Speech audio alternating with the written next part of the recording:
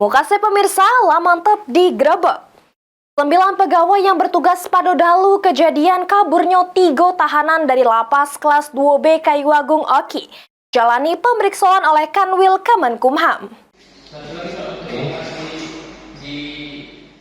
9 pegawai yang bertugas pada dalu kejadian kaburnya 3 tahanan dari lapas kelas 2B Kayuagung Oki jalani pemeriksaan oleh Kanwil Kemenkumham.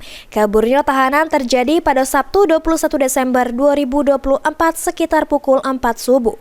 Berdasarkan keterangan saksi dari tahanan, pelarian dilakukan dengan cara membengkok ke besi ruang tahanan buka pintu sel. Sesudah itu memanjat dinding pagar penjara setinggi 6 meter. Dari 3 tahanan yang kabur, 2 orang berhasil ditangkap, namun psikologi masih juru pengejaran petugas.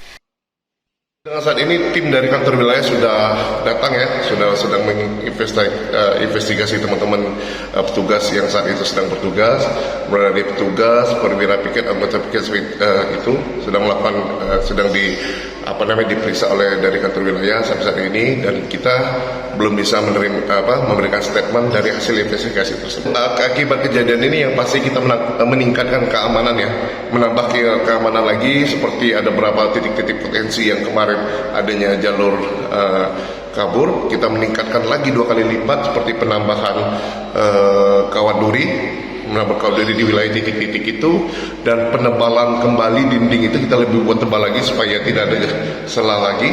Dan kita pastinya selain itu pada saat ini kita lebih intens lagi untuk proses controlling untuk petugas yang sedang bertugas.